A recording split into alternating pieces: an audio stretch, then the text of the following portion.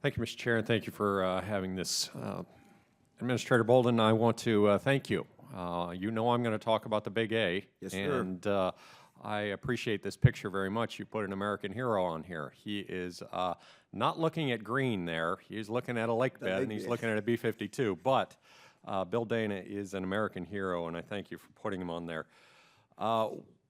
From 1968 to about 2000 or 2002, hypersonic research went from about the height to almost a zero, and then we jumped again with the X-43 program. We went from the X-43 to the X-51, and then again we decided that either money or it wasn't worth our while, probably the first, was the reason why we weren't going to go into hypersonic research.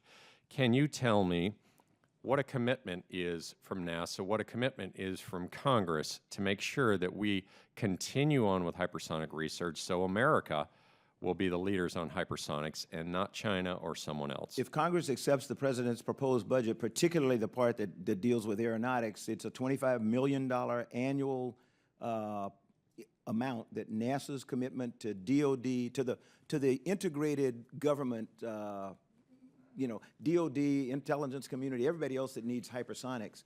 $25 million allows us to maintain our expertise, but most importantly, our facilities at Langley, at Glenn, at Ames.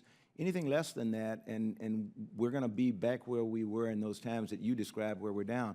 We're going to be back where we were when Eric Extall left to go back to Langley when he felt that there was no future in hypersonics. This is, $25 million is the base that NASA needs to retain the nation's primary capability for fundamental hypersonics research. That is us. We do that. Nobody else does that. Perfect statement. You do that. We want NASA to be on the leading edge. I think that there are civilian companies that would like to jump into that realm at some point. But remember, typically, NASA will do an awful lot of R&D before private companies will jump into the mix. Yes, sir. And that is the case here. Two other programs I'd like to talk about because you know I'm going to talk about aeronautics quite a bit. The first one is the low boom demonstrator. Now, again, we went through a jousting program for about a 3-year period where we put a big old almost pitot tube at the end of an F-15 and did some jousting to do a low boom so that hopefully us congressmen from the West Coast can fly across this country in 2 hours one day, and we will alleviate that restriction from the FAA that's been going on since 1974, and all of these things that you know, if any of you have ever heard of sonic boom, I know you've probably heard 1,000, and I've heard 1,000. They're disrupting. But with a low boom demonstrator, it is almost a hum or a very, you almost wouldn't know it. It's a murmur, exactly. Explain how important that would be to the economics of this country, the economics of the world, if we could get there. Congressman Knight, it would be critically important to this nation economically because right now the European Space Agency, well, the European aeronautics companies, because most of their flight is over water, they have said, we don't care. You know, we don't have the regulation that the FAA has put on American aircraft not to fly supersonically over ground. So, as you said, the low boom technology has allowed us to really reduce what is it's energy from sound that breaks windows and stuff. The low boom configuration actually causes it to be just a murmur and comfortable to people.